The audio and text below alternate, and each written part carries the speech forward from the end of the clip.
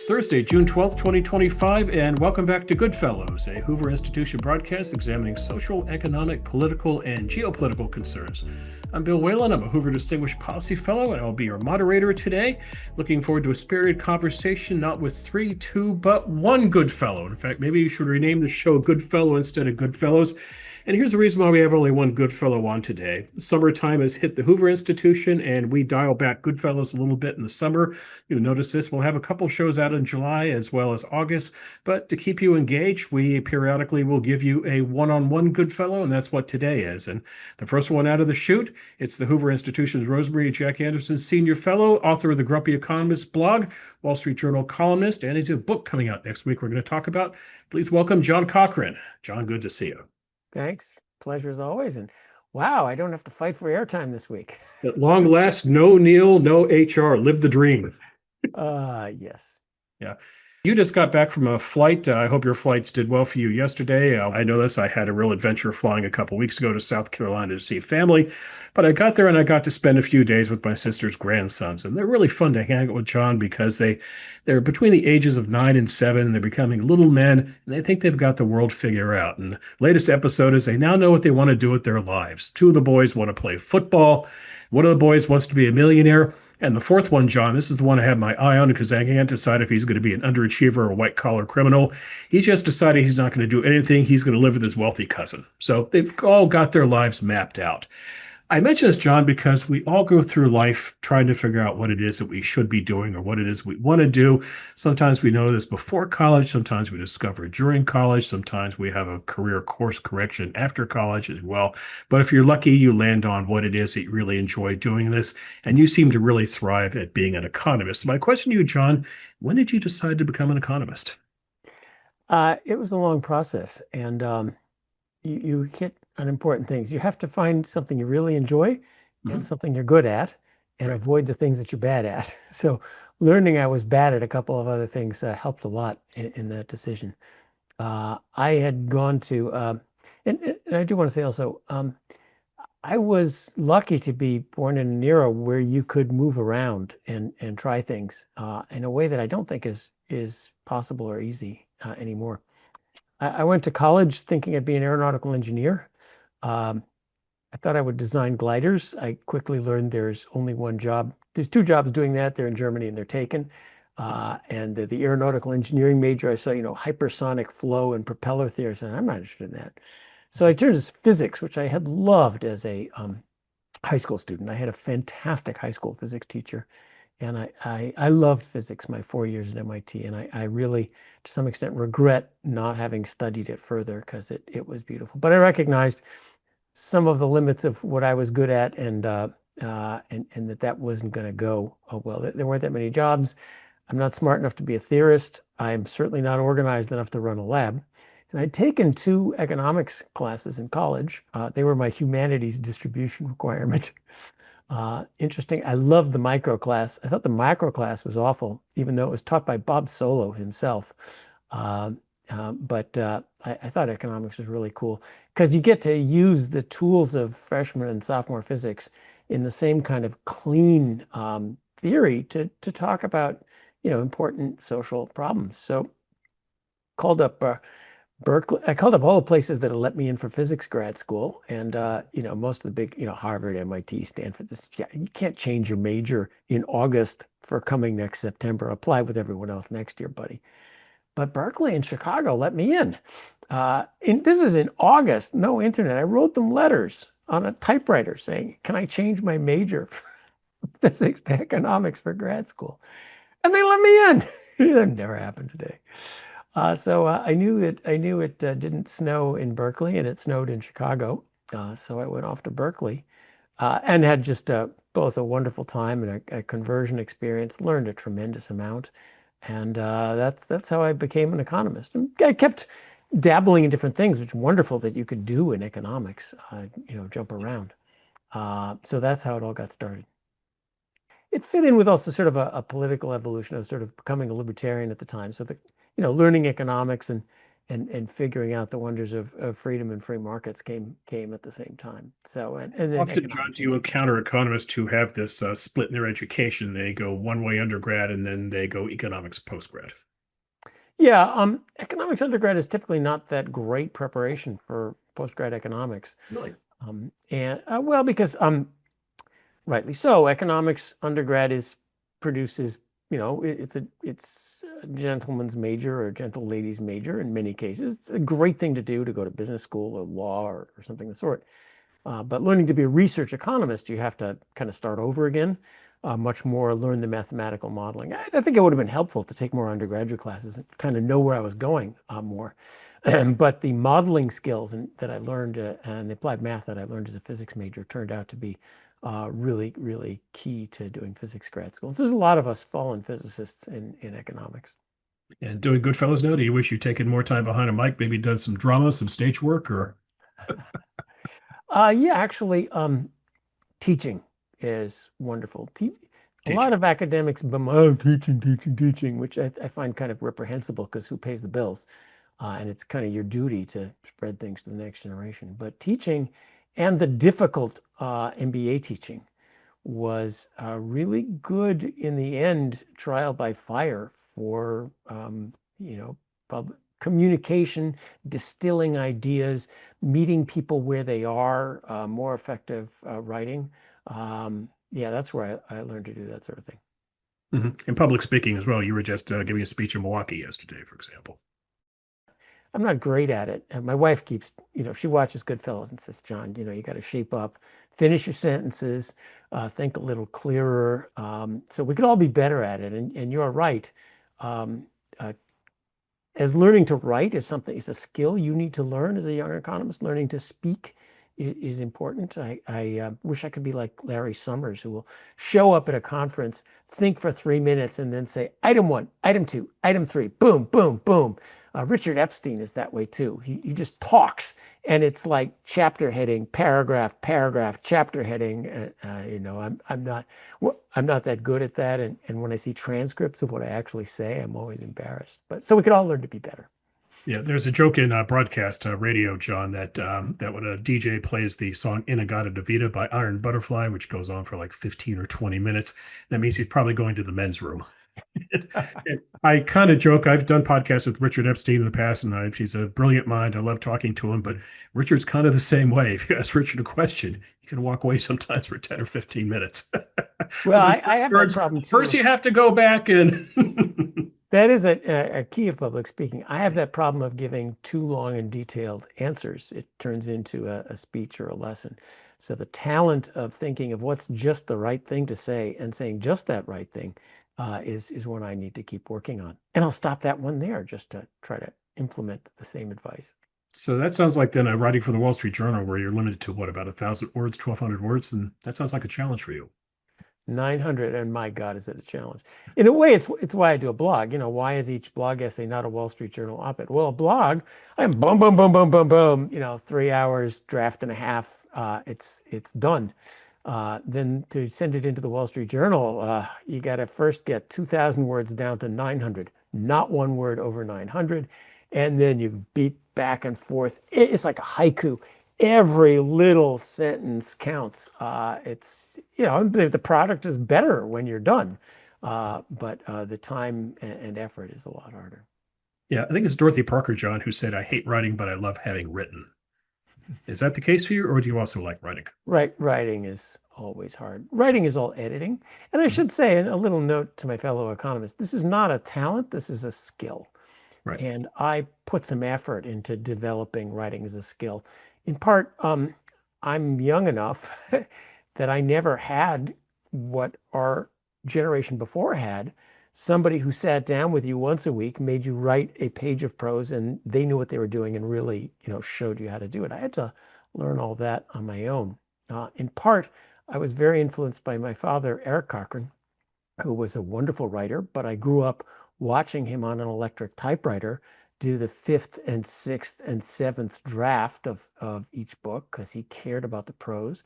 And he wrote a wonderful little mimeo, that's what it was back then, for his students called How to Write Historical Prose.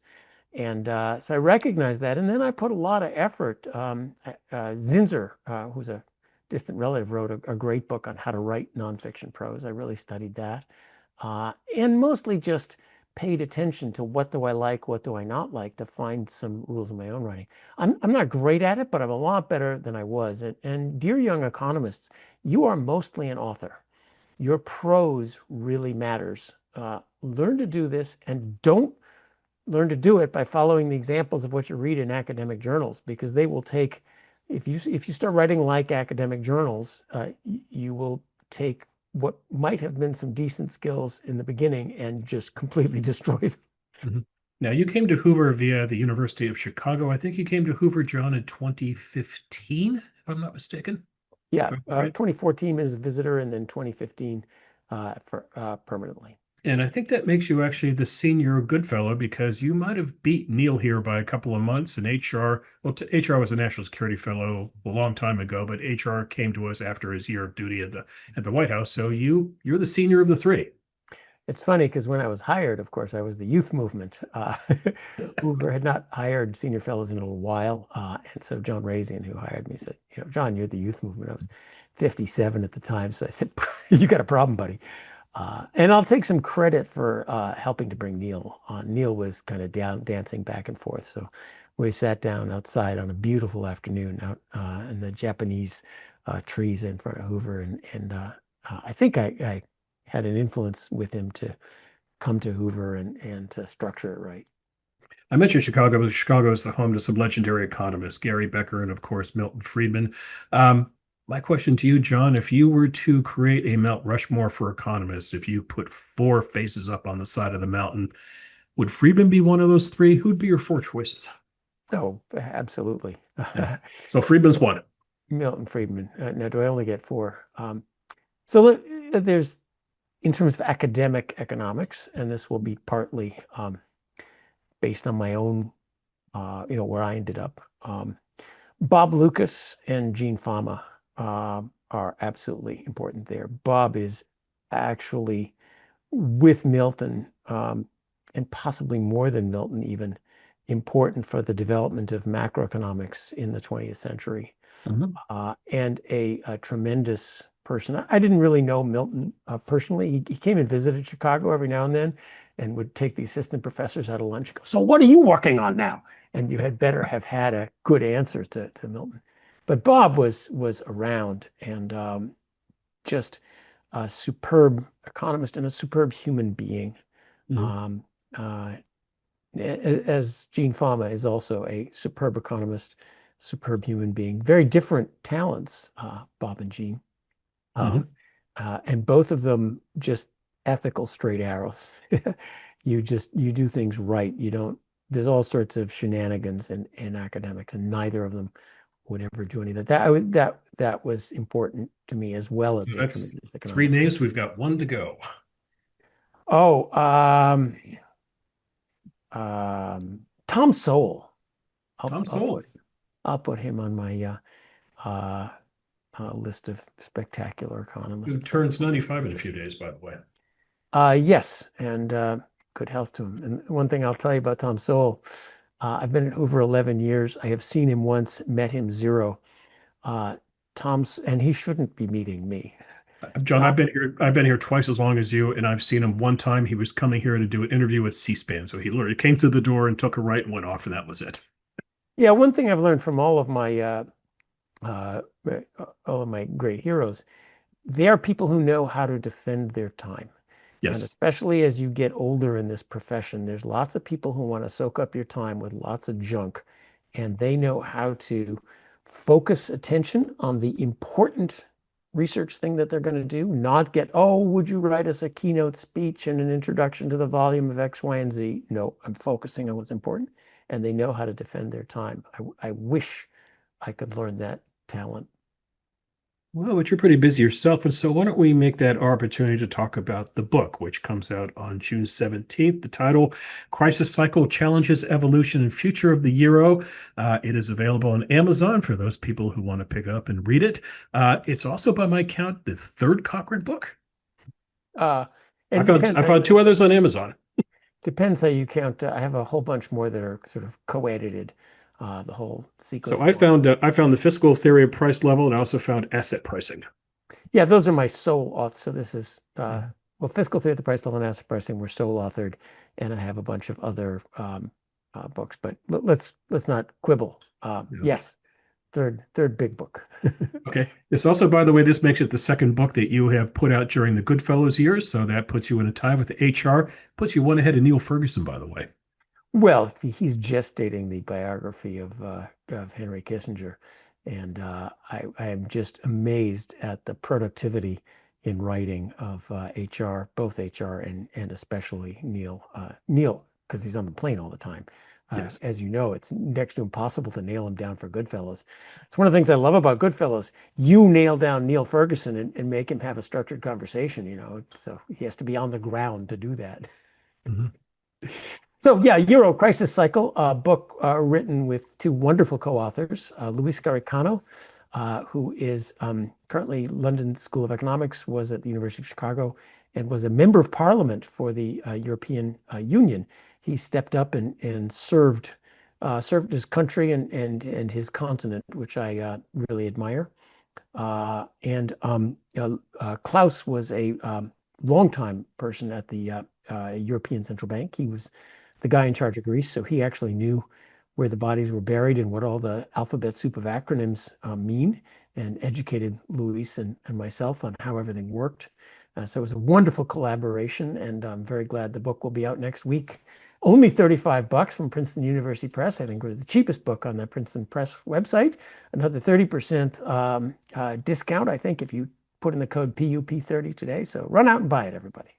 Okay. So why the euro? Why this topic, and why a book instead of just, say, a paper? Well, why is the book as short as it is the big question. I wrote this book, Fiscal Theory of the Price Level, capping off 30 years of thinking about monetary and fiscal affairs together, and where does inflation really come from, and so forth. Luis, who had been talking to Klaus already about the euro, who's been a good friend for many, many years, said, John, we need to write a book on fiscal theory of Europe. And I said, that's a great idea, because I had sort of thought about how does the euro fit into the fiscal theory, and there's a chapter back in the end of Fiscal Theory of the Price Level about that, but I was kind of guessing and didn't really know how it worked too well. So to be forced to sit down with two guys who understand Europe perfectly and think about the fiscal monetary foundations of the euro was just a wonderful chance. And then it went on from there, and it was a great partnership. Klaus knows all the gobbledygook, and he would talk in acronyms, and then Luis and I say, what does that mean? And then he would say, well, here's how this works, and we go, we don't understand that. So just in part explain it to me in simple terms, and then we write it down. Was, I think, very useful. I'll pitch the basic idea of the euro if you're going to give me another 30 seconds. No, please do, because to the uninitiated, the most they know about the euro, John, it's a currency they get when they go to Europe. So they're just interested in exchange rates more than anything else. So explain why this is Me important. too. And there's nothing I like more than visiting Europe. Nothing like I like more than my cappuccino and pizza being cheap when I get there. Mhm. And in part, I'm a Europhile. I spent a lot of time in my youth in Europe. So, my sympathy is for Europe, and my sympathy is for a European Union for free trade. I think it's wonderful. So, I want to help fix it, not for all sorts of reasons, not just cheap cappuccinos. Right. But the essence of the book. The essence of the book, please stop dissembling, John, and get to the point. I got you. The euro is a common currency, as the US dollar is a common currency across the many states. It's a good idea if you want to have a large integrated economy. But it is a common currency, a monetary union without fiscal union.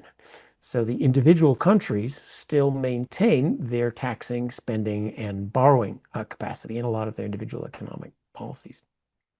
Now that leads to an obvious problem, which is the government of Greece could borrow way too much money, use it to, buy Porsches, and then say, oh my God, crisis, we don't have any way to pay it back. ECB, print some money, bail us out, because it would be a terrible catastrophe should we have to default on this debt.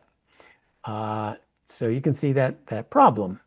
Little might be a problem in the US. We haven't tested what happens when states like Illinois, California, and big pension systems go under. Will the federal government bail us out, and will the Fed bail those out? We have a federal government with big taxing power. The European Union does not have big taxing power at the EU level, so it's not even that easy for them. So the obvious problem, and you can see fiscal and monetary policy. You can see why they brought me on board for that. Now, the people who set up the euro were really smart. And as I look at it, I go, wow, these guys, nobody in 1990 was thinking about sovereign debt problems and so forth. But they recognized that this problem was there. And they did a pretty good job of setting up the euro. The European Central Bank has one mandate: price stability, nothing else. It's not supposed to buy sovereign bonds, and that helps. Countries are supposed to follow debt and deficit limits so that they don't get in trouble in the first place. These people thought about it. Now, they didn't write down every little detail. In particular, they didn't really talk about, so do countries default just like companies? Is there a bankruptcy mechanism? How is that going to work? And in particular, do we make banks treat country debts as risky the way they have to treat corporate debts? Or can they keep up the fiction that countries will never default when they buy sovereign bonds? Now, why didn't they do that? Well, the night before the wedding, you don't want to really push too hard on the prenup, right? We're trying to get a bunch of countries together. So, the Germans sitting down with the Italians saying, now, what happens when you don't pay your bills? That's not a good way to, have a pleasant wedding night. So they kind of left that one. Well, we'll figure it out if the time comes. And that's wise too. You write a constitution, you don't write every single law. But now we get into that's the setup part of the book, the history part of the book. Crisis after crisis. First, the French and Germans said, we don't want to deal with the debt and deficit rules. And they kind of got away with it. So people say, well, what are these rules for? Then, of course, the financial crisis, the ECB ramped up its interventions. The sovereign debt crisis was the big earthquake where Greece threatened to default, which would have brought down a lot of German and French banks. And so what are we going to do about that? And that was kind of chaotic because there was no real mechanism for default. The banks, this is one of the big problems. The banks are stuffed with this sovereign debt. So if the sovereign goes down, the banks all go down. So there's a kind of a hostage in the banking system to not let the sovereigns go down. And then, so that crisis, a kind of a good system emerged from there. There was a system that my co-author Klaus was very responsible for putting together that would allow, in the end, a restructuring where people would take some losses, but the country would get help in return for promises to put it back on solvency, sort of what the IMF does for international crises. But then that got kind of put on the back burner. And so the QE era, COVID, the Russian invasion of Ukraine, the inflation, and now we're kind of back to a pretty bad equilibrium. The ECB holds a lot of government debt. It is able to buy government debt anytime it feels the need, with not many rules in its way. And markets all expect that anytime there's any blip, any hiccup in Italian, Greek, or now French yields or bonds, that the ECB will step in and buy them. And that the problem is the problem of incentives. All of economics is about incentives. So with that situation, countries don't feel the pressure to fix their fiscal problems. And they've got fiscal problems just like we've got fiscal problems. They don't feel the need that they don't see the market interest rates going up saying, hey, you better watch it a little bit here. They don't feel the pressure to reform their economies, to grow. Europe's big problem is not monetary and fiscal, it's that it stopped growing. And we kind of know why, too much regulation. But one great way to pay off your debts is to allow that microeconomic growth, which means all sorts of people who are benefiting from the current system don't benefit. And we've still got this thing where the banks are all holding sovereign bonds of their country in undiversified portfolios, and they're allowed to pretend sovereign debt is risk-free. So it's like a great trade for the banks. Borrow very cheap from the ECB, buy as much sovereign debt as you want to, which pays high interest rates, and it's like an arbitrage. So of course they're stuffed with sovereign debt. The local regulators love them to be stuffed with sovereign debt. So it's a fragile system. They got through, they did what they had to do. In a crisis, everyone bails out. But afterwards, you need to fix the system and fix the incentives. And it's not an individual problem. It's kind of Europe as a whole has a lot of things where it needs to fix the system and fix the incentives. So that's where we are. And then we have a bunch of recommendations on how to fix this stuff and get the incentives back in line. Christine Lagarde was the president of the ECB, John. She gave a speech, I think it was in Berlin in May, and she referenced what she called a, quote, global euro moment. What was she getting at, John? And do you agree with her assessment that there's a global euro moment? I assume she's talking about trade wars between China and the United States and dollar fluctuations and so forth. Well, I don't want to say what she means, but I can channel some chatter I'm hearing from Europe. Oh, okay. Yeah, if the U.S. Wants to shoot ourselves in the foot, ankle, knees, and keep going north by cutting ourselves off from the rest of the world, then there is a moment for Europe to lead the global free market, open trade prosperity. Now, Europe is not that well positioned for it, Madame Lagarde, because there's a lot of external trade barriers. There's a lot of internal trade barriers. Europe is not a free internal market. And let me advertise my colleague, Luis Garicano, my co-author. His blog, Silicon Continent, is wonderful on all things Europe and lists all the ways in which it's hard to trade inside Europe as well as outside Europe. And of course, Europe is a regulatory nightmare. There's a reason there's no AI in Europe. There's a reason energy is fleeing Europe. It's deindustrializing fast. So it would be wonderful were Europe to seize this moment, and we're part of a very small part of that, to become the free market, free trade, property rights, efficient regulations, state capacity, governments that know how to get things done at halfway reasonable cost, lead the global trading system. I'm not quite sure Europe is ready to sit up and do that. Now, there's a lot of chatter about replace the dollar as the risk-free asset. And right. I would say that's nice, but doctor, heal thyself first. Make sure that the euro does not fall apart in the global sovereign debt crisis coming, in which everybody runs away from the dollar. Because, China invades Taiwan, there's going to be a global financial crisis, stress on the dollar as the US tries to borrow a ton of money, but stress on the euro as all those countries get in financial trouble too. So, your number one job is survive, and then you can worry about competing with the dollar. Yeah, speaking of moments, John, we've had a moment when it comes to talking about inflation, and I found it really fascinating to eavesdrop, to just sit in on your monetary conferences each year. Hoover puts together a gathering of economists, and it's fascinating to kind of get your temperature on things. I remember a couple of years ago, this is a room full of angry economists talking about how the Fed approached inflation. So I'm not sure how your temperature is on the Fed right now, but having had a moment on inflation, John, do you think we're headed in the next 5 years or so to have a moment in a conversation about debt? Well, we seem to be having that conversation now. Mm-hmm. Now, I'm a little bit chastened. I've been holding up that sign saying the world is ending for 25 or 30 years about debt and out of control deficits. But it does seem that we're kind of waking up. Of course, in the US, the real problem is the spending. Our tax code is horribly inefficient. It needs reform more than anything else. But are we going to get serious? And that has to happen in many ways. The attitude was, until 2020, solve every problem with a river of government money, which goodness knows we did during COVID.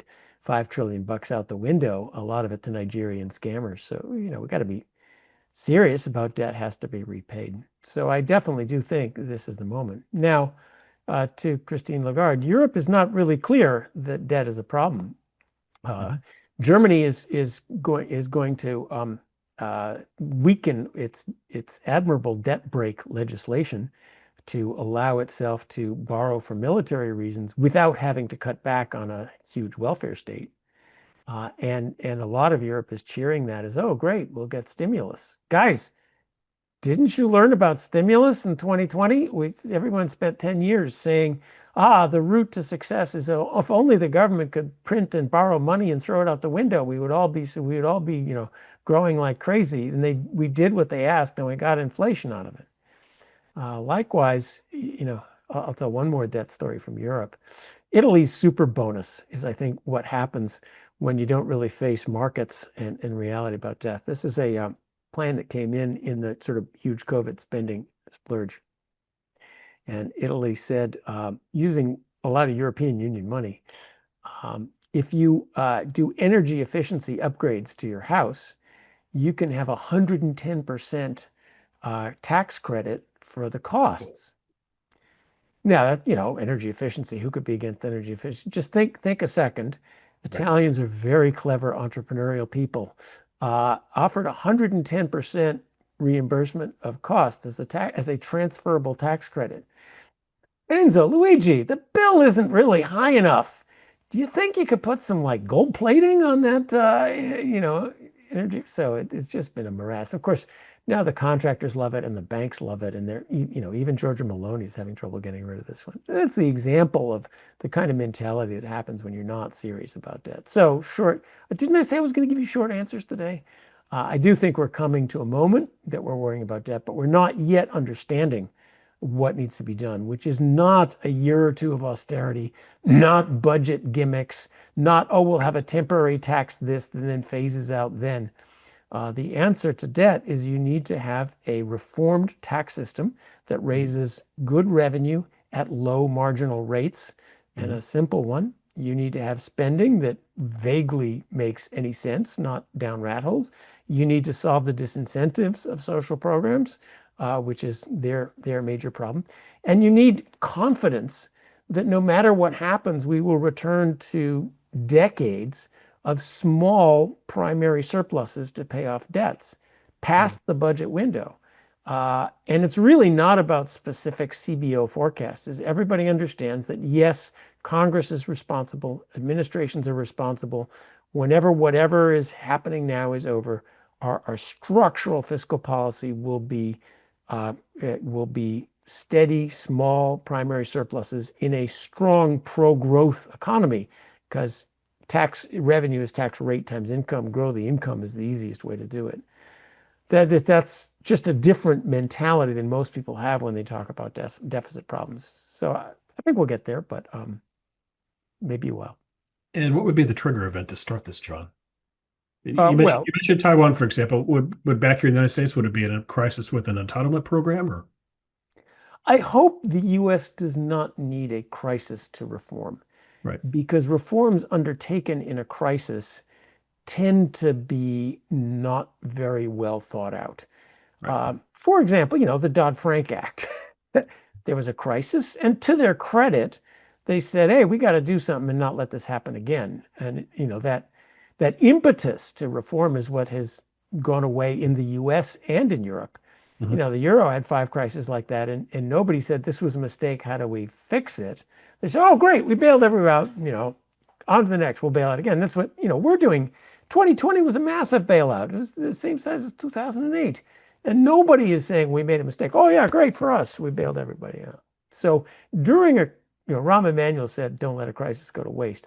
But at a minimum, you have to have really well worked out plans on the shelf if you're going to implement in a crisis. But I think it's much better if you want long run sanity. I mean, we just need to do the sorts of things that your grandmother and Marie Kondo would tell you to do. Simplify the tax code, dramatically simplify the tax code, lower marginal rates, simplify and unify the entitlements programs. But that takes work. And it's very hard to do if you're trying to plug the holes in a crisis. And so typically when there is a crisis, look at Greece. They had a crisis. They're actually doing pretty well now. And they are doing well in their government budgets. They're doing well in economic growth. They went through horrible years. And I don't think the US wants to have a crisis like China invades Taiwan, financial meltdown, global trade meltdown. Uncle Sam says, I need to borrow $10 billion. Financial market says no. Then we don't have enough money to meet the need. We have an unmet financial crisis. We have years of economic depression plus global, global setbacks.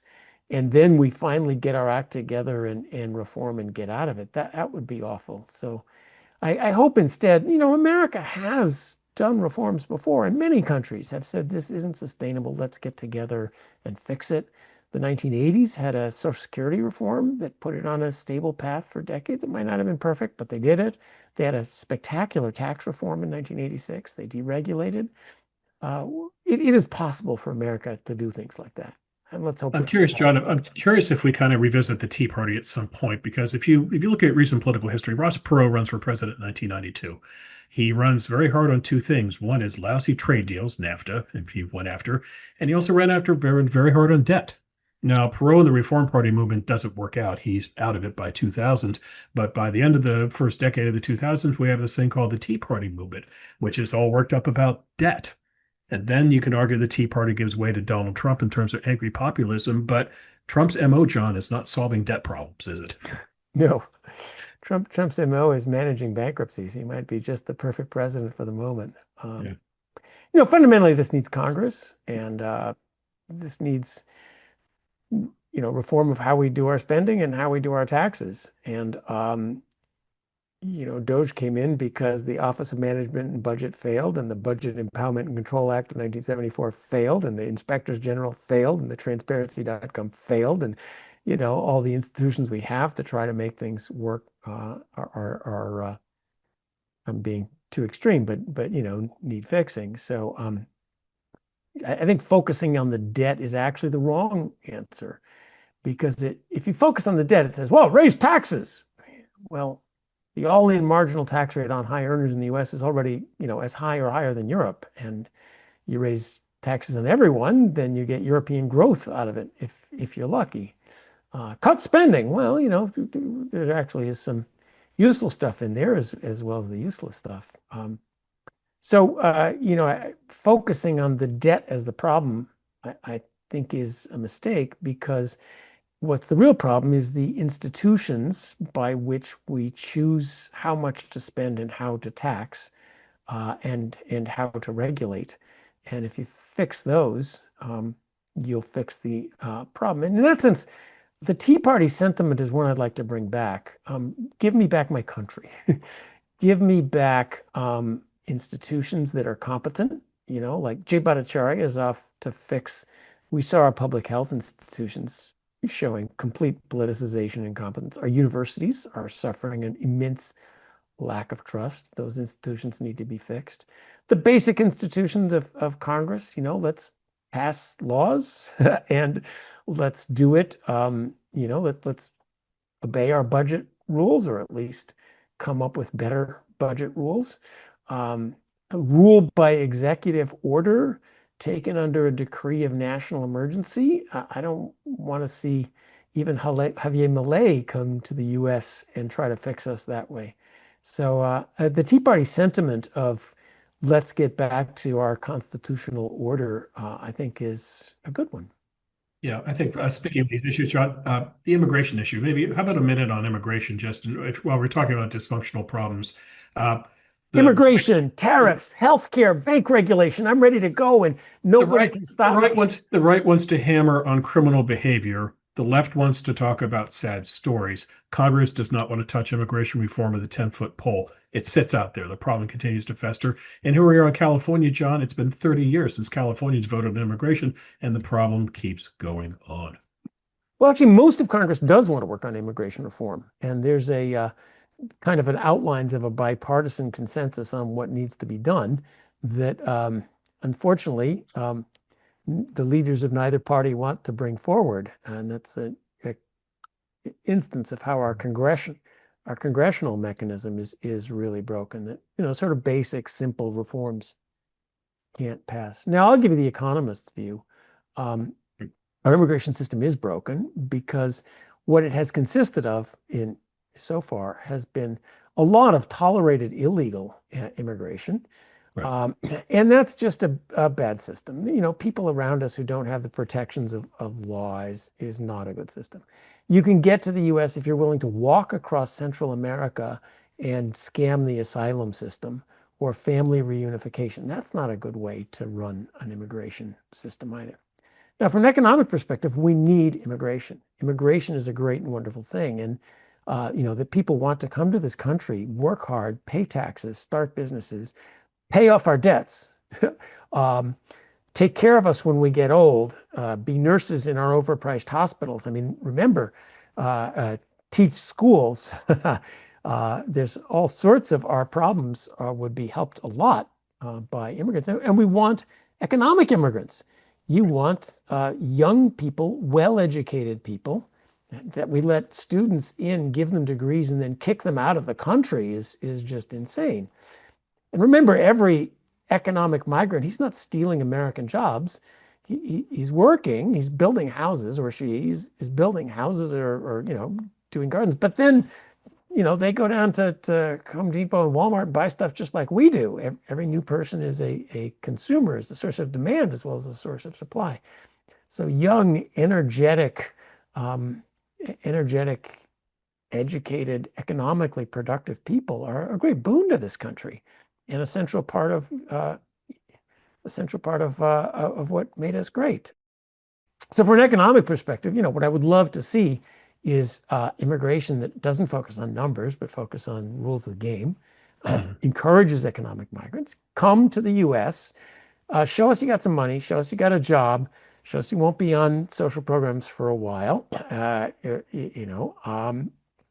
Maybe, put a bond at the border. That's a Gary Becker idea, which is, of course, an obvious one for the economics. Pay your taxes. I don't mind if you have to tell us you speak English and can pass the citizenship test, which most Americans can't pass, and then come to this country and contribute.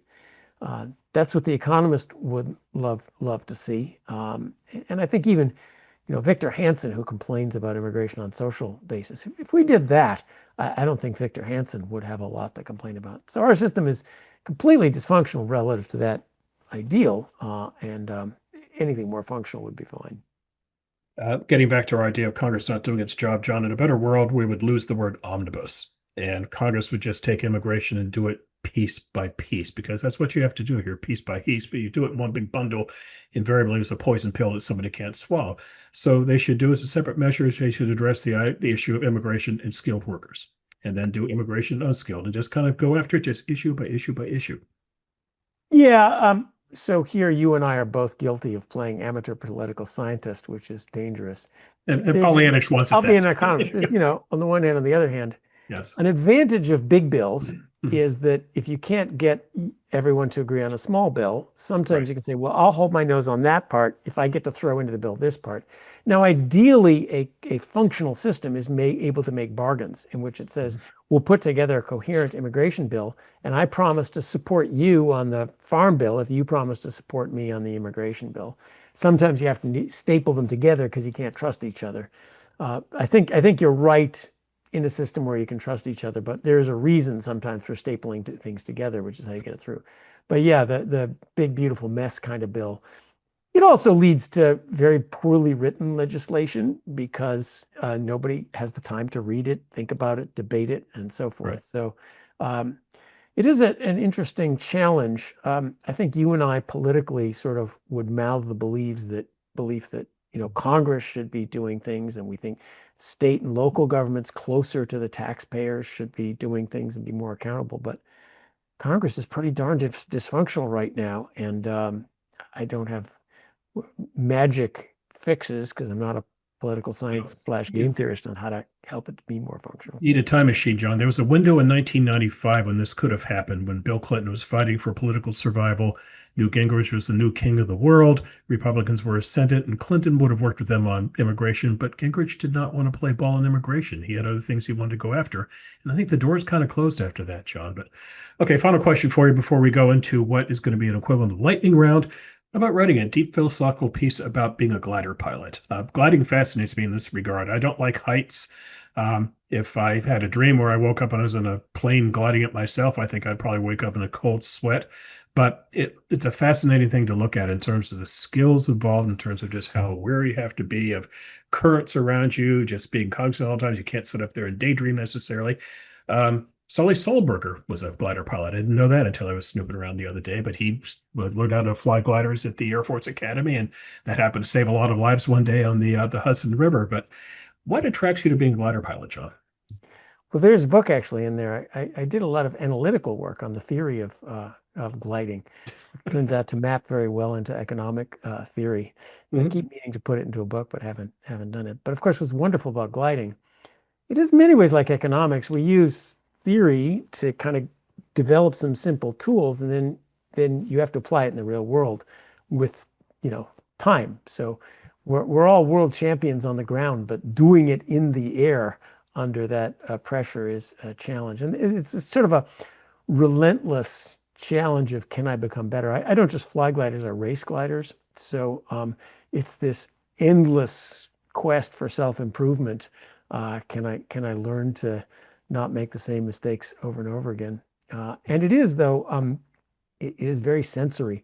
I've also been flying light planes, which is very the opposite. It's kind of, by the numbers, watch the instruments.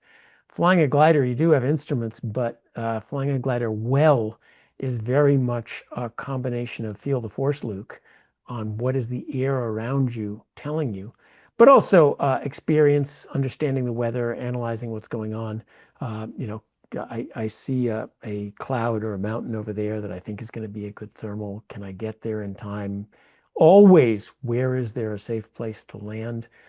Together with the joy of flying. If you enjoy flying, go fly a glider. Light planes are great transportation. Gliders are flying like a bird. And then the challenge of climbing in a glider. We have no engine, and I fly 6 hours and 300 to 400 miles every weekend with no engine. So finding rising air, the wonderful feeling of flying, that I have dreams. In my flying dreams, I'm thermaling. I'm catching the rising air current because it's such a beautiful feeling to be going up, and sometimes birds join you. And then, flying over the Sierra. I spent, last weekend I flew from Truckee down to Mount Whitney over the top of the Sierra at 17,000 feet with this beautiful view of the canopy. So it's very relaxing. And you cannot worry about the book, about the podcast.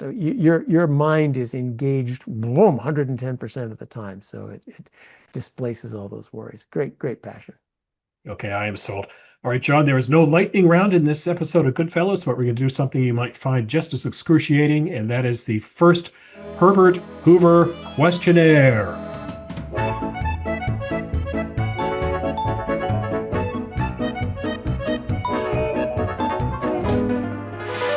Okay, well, here we go, my friend. Question number one.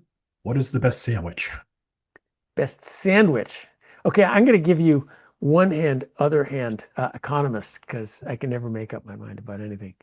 Were I not worried about my weight, my health, and everything else, of course, pastrami on rye with Swiss cheese, sauerkraut, pastrami Reuben, absolutely. Outstanding. All right, second question. Apples or oranges? Okay, on the one hand, oranges are lovely, except they're kind of messy. So oranges on the ground, apples in the air. Mm-hmm. What do you think happens when we die? We rot. Bertrand Russell. Which talent would you like to have that you don't? Better facility with abstract math would have been lovely. Better ability to focus. Like everyone else, I find it hard to just keep plugging away at something and my email doesn't scream, come check me. Okay. For those times where you're condemned to fly commercial, John, window or aisle? For flights longer than 2 hours, aisle for unfettered bathroom access. For flights under 2 hours, window, because I'm a pilot. I love looking out the window. Why do people pull the shades? We have this magical machine that takes us at 500 miles an hour at 35,000 feet over spectacular country. And I'm in this magical machine in the aisle seat because I need to get to the bathroom.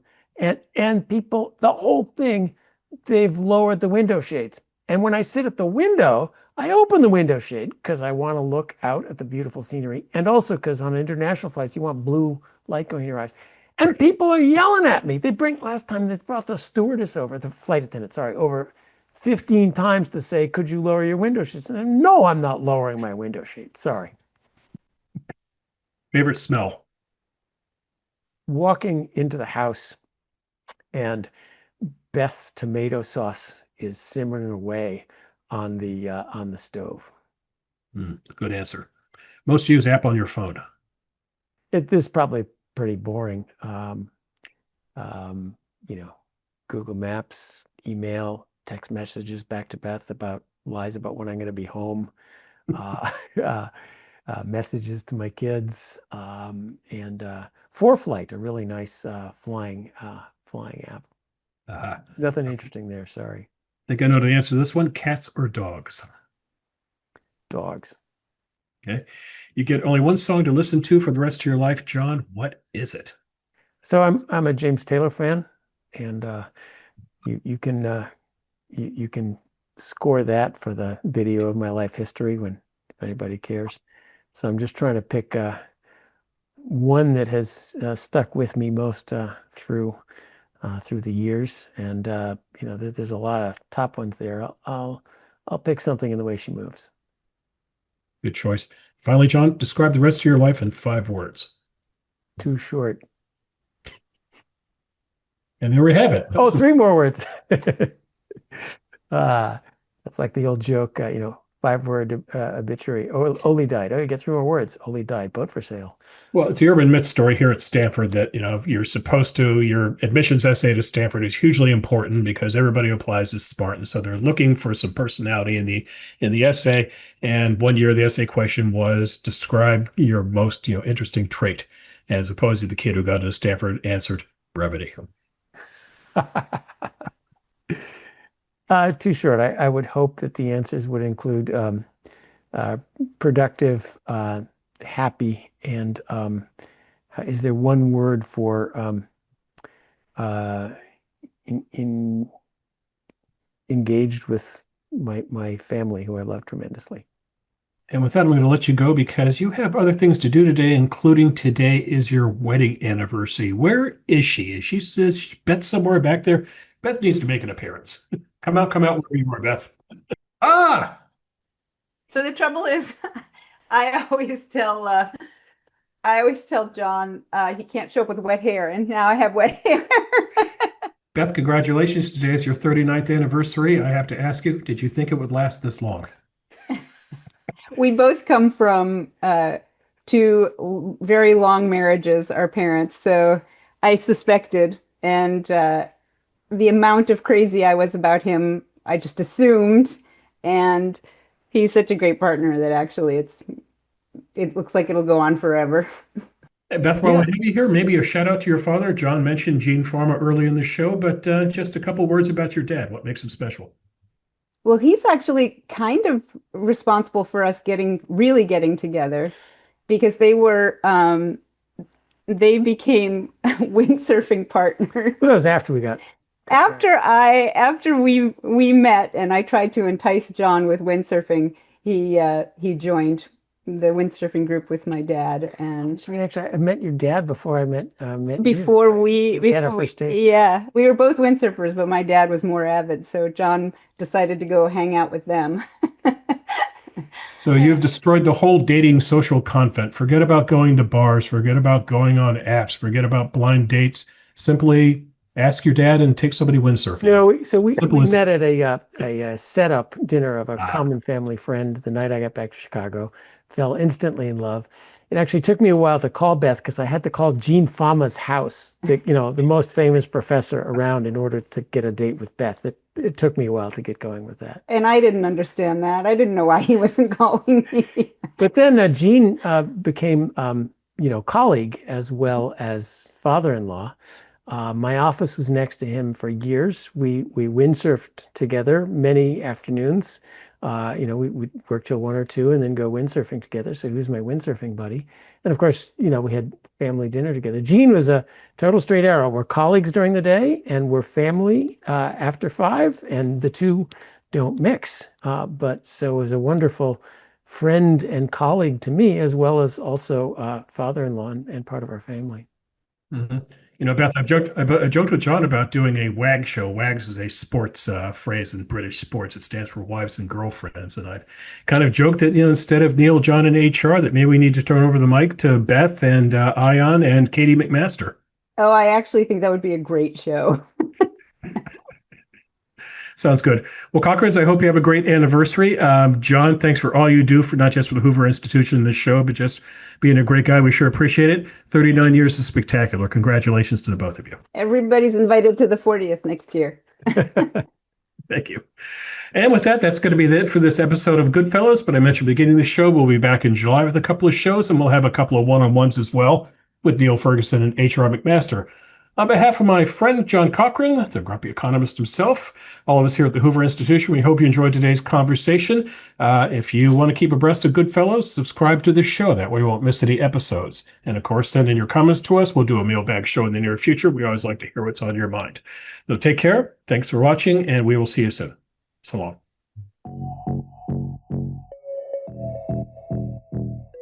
If you enjoyed this show and are interested in watching more content featuring H.R. McMaster, watch Battlegrounds, also available at hoover.org.